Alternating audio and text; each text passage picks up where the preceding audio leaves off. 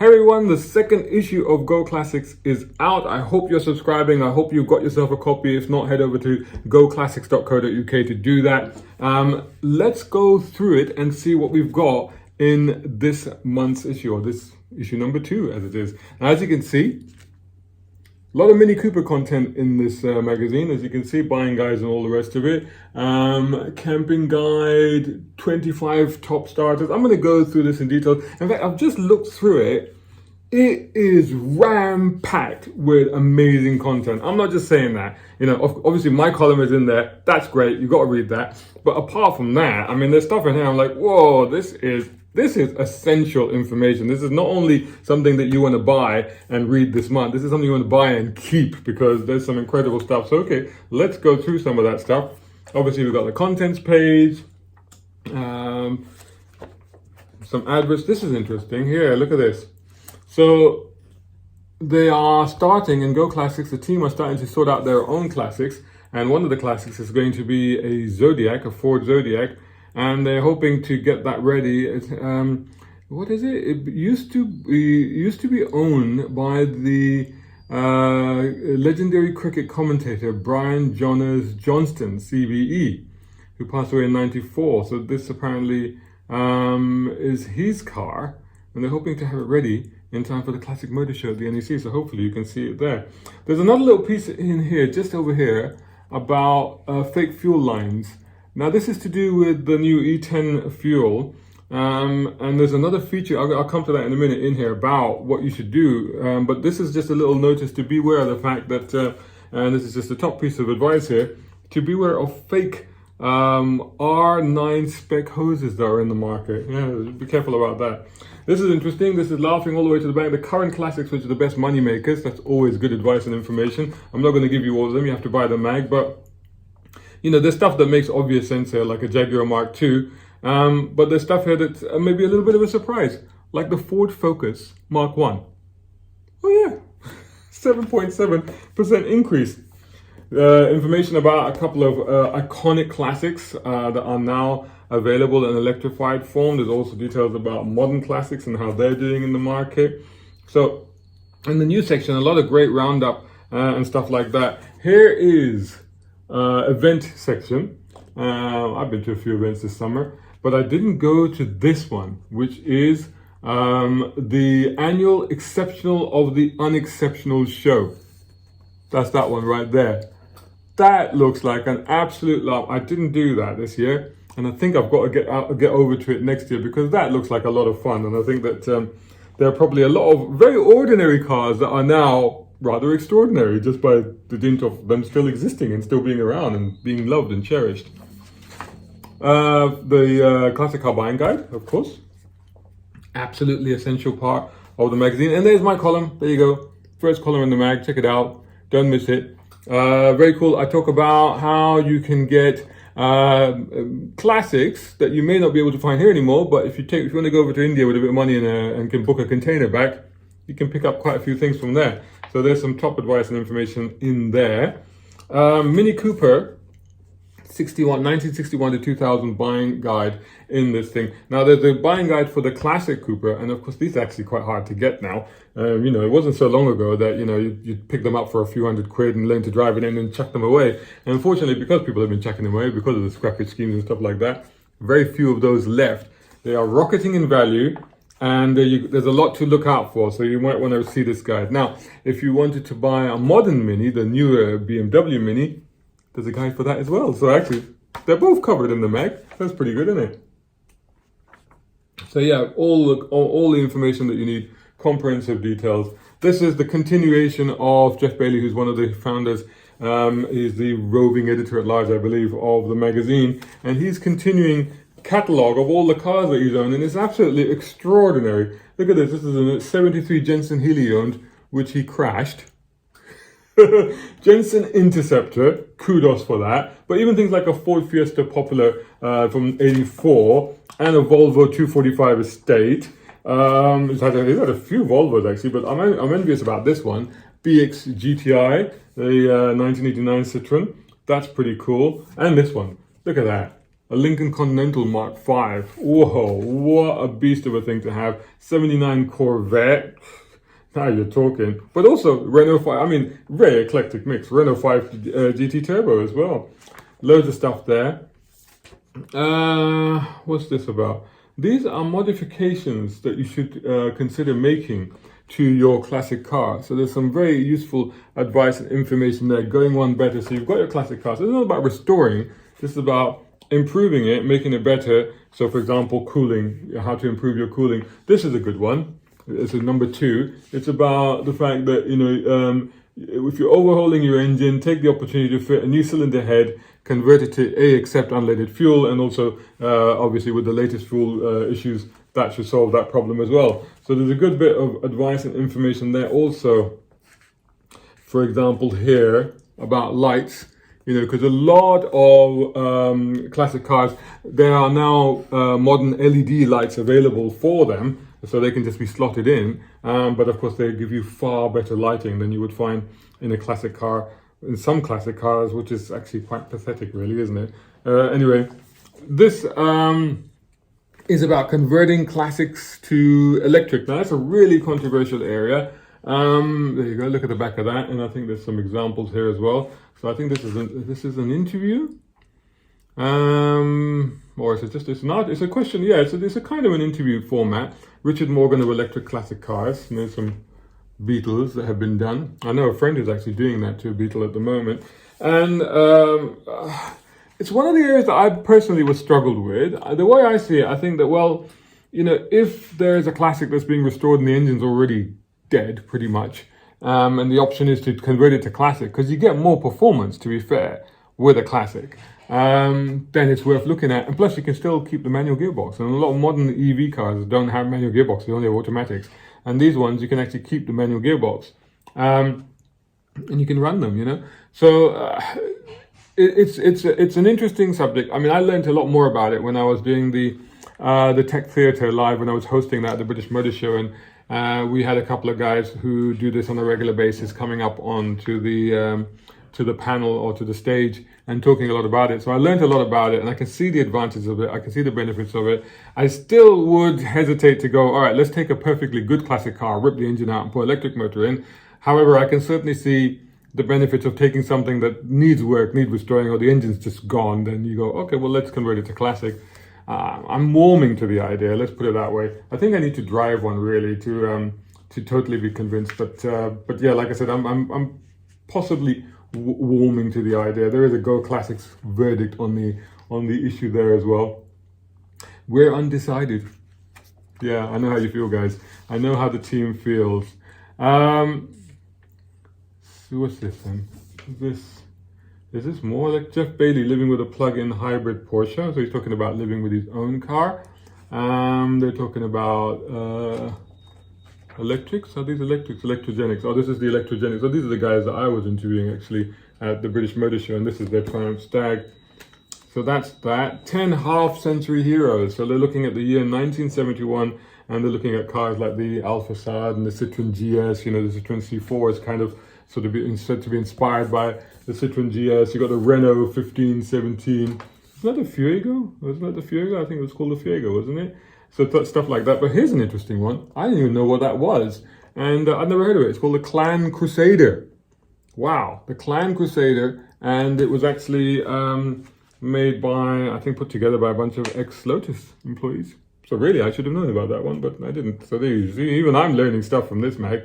More stuff from 71. A chance to win. Don't forget there's a competition running in the mag as well. To win an MGB for a day.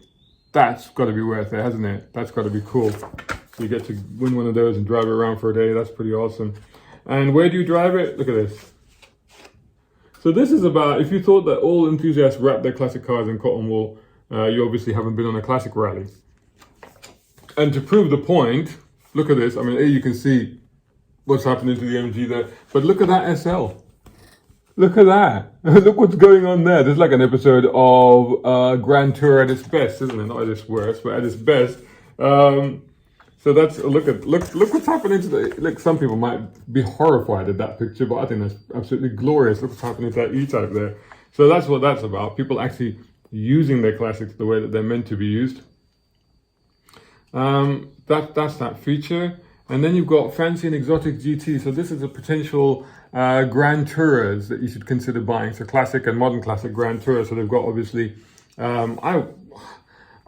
it's a very pretty car, but I would hesitate to recommend that particular Maserati. Look, I know a friend who had that and he had no end of issues with it. That I would recommend, 928, definitely. And I think that's well worth it. It was ahead of its time in the day. It was ahead of its time. Most beautiful of the modern Aston Martin iterations, DB7, definitely worth a go. And of course XKR or XK, definitely worth a go on one of those. Definitely worth it, but watch out for electronics on BMW 8 Series. Continental GT is now in here. I guess it's just about falling into the classic range. I think it's a bit early, but there you go. But I guess the prices have dipped. And then of course you got Mercedes SL. That's a solid machine, isn't it? So there you go, check that out. The right stuff. So this is where they collate writings and musings and reviews of a classic car through time. And in this case, they're looking at the Triumph Spitfire. That's the car there, and looking at what people said about it at the time. So that's always quite interesting. What else have we got? This is interesting. This is a very interesting feature. I quite like that one. That was about the fact 50 years ago, cars that you could buy, right, and race straight off the showroom floor. Like you could just go racing in them straight away. And the idea was that they would have to be all to manufacturer spec, although some were to more manufacturer spec than others. You know, like they say, everyone's equal, but some are more equal than others, and that's kind of what happened here. And the interesting thing about this, so these cars weren't racing until the rules tightened up and stuff like that. But it's interesting. Guess which car won this championship first time out? It was the Group 1 championship. It was the Russian Moskvich 412 Saloon. You check that out, and you can read why in that little box there. So you'll have to get the magazine to find it. Like, how was that car? How did that car manage to win 32 out of 33 races? That's extraordinary. So here it is, the second buying guide, which is for the modern Mini, as I did promise that the magazine also contains. So well worth getting this mag if you're thinking about buying that. And I was contemplating that as well myself, actually, because they were great to drive. You know, say what you like about them, but as soon as you put somebody into the driving seat and send them off for a 10-minute run or something, they would always come back grinning, going, yeah. And it didn't matter if it was the One or the Coupe or the Coupe S, they were all just great to drive. Mod the Mark, I like this feature. This is basically like how you rest a mod, a classic. So in this case, the Volvo P1800, you know, as made famous by Roger Moore as the Saint in that 60s TV series. And, you know, this has got things like, you know, what you can do to the engine, the suspension, wheels and tires, the interior trim, etc., and the transmission. So it tells you all of that. Starter motors, that's another good one. So this is like how if you're going to get into the classic scene, you want to buy a classic, you want to get into the classic scene, what should you consider? So you've got things like the Mini, modern Alphas, the modern 90s Lotus Elan, XJS, MGTF, Citroen 2CV, Triumph TR7, even the Mazda MX-5, I guess. You know, the early ones are certainly in there. But the Rover 75 MGZT, those were great cars, actually. I did enjoy having that. Air-cooled cars, so Volkswagen. Then you've got, I think I missed a couple of pages there. Oh, actually more of that. Oh, and the Ford Mustang. See, the F-body, that's a good call. Well done, guys. Well done, team. That's a good call because that would not normally be picked up by a British mag. But the Fox body Mustangs, those ones are really coming along now. They're really picking up in value and they're becoming highly sought after and collectible. Much unloved for a very long time, but now suddenly they're cool. So that's a good call, that one. 944, 924s, of course, definitely. Dates and data, Volkswagen Transporter camper. So there's basically everything you need to know about these. So that's all the information, what to look out for, you know, how they were made. There's a history in there as well. Still going strong, and also the newer VW van as well. Check this guy out. So this guy, Howard Hargate, he swapped his modern hybrid Honda. There's a lot of H's here. Howard Hargate hybrid Honda, except he dropped the H's altogether and he bought himself a Chrysler Avenger 1600 Estate. And this is how he got on with it. And he has not regretted that decision, apparently. So that should be an interesting read. Car of the Year. So previous Car of the Year winners. So they're going through those now and just looking back at them. So you've got like the Talbot Horizon. So I think that's going to be like a regular thing that they do. Fuel for thought. So this is all about the E10 fuel, and it's a lot of details. If you're worried about E10 fuel, which I know a lot of people are, not just for classic cars, but even for older cars, because as they did say, like every car after 2011 is definitely okay. 95% of petrol cars on the road are supposed to be okay. The cars before 2002 are said to not be okay. And then there's that gray area. And where does that leave classics? But even forget classics, even your own car before 2011, you might be worried. But here, there is what you can do about your classics. I mean, it needs a little bit of updating with hoses and stuff like that, a little bit of modernization. And overall, the conclusion is that, it's not, you may need to get some work done, but it's not something that's the end of the world. So that's a very reassuring read in the magazine there that you need to grab if you're concerned about that sort of stuff. Active damping. This is about active damping that you can put on a classic, available from Koni. So that's pretty cool. What else we got? Protecting the heritage. This is a focus on a part supplier, in this case Volkswagen and Porsche Part Specialist and Heritage Center in West Sussex. So that's interesting. So that's look at all the stuff they've got. Hey, should be able to get what you need there, right? Then there's some more columns and some market information here. I like the one that Jeff Bailey does about the insurance industry. And he talks about how classic car owners will often complain that their car isn't insured for the value that they think it's worth because, they've spent X amount, 30, 40, 50 grand on restoring the car.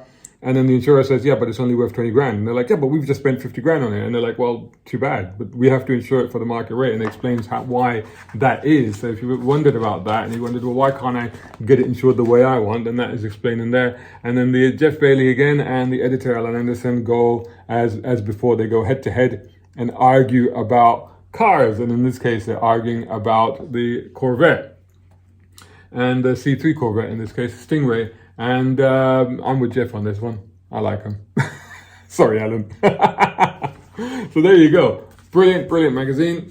Check it out. It should be in the shops. If you can't find it in the shops, best thing is just to go to GoClassics.co.uk and subscribe. Simple as that. Because you know what? You don't want to miss any of these. It's great. And plus, my column's in it. So, you want something sleek and glamorous? And then check out the Jaguar E-Type featured in our launch issue, alongside many other features such as buying guides, owner's tips, and even how to buy your own first classic car. GoClassics is about the cars that you relate to, the cars that you've dreamed of, and the cars that you can own, run, and enjoy. At GoClassics, we'll tell you how. GoClassics is the most exciting car magazine on the shelves today, and it's out now. And you can get one by heading over to GoClassics.co.uk, where you can find some of our fantastic limited time subscription offers. Forget about the boring, the pompous, the self-important. If you want something new, Go Classics!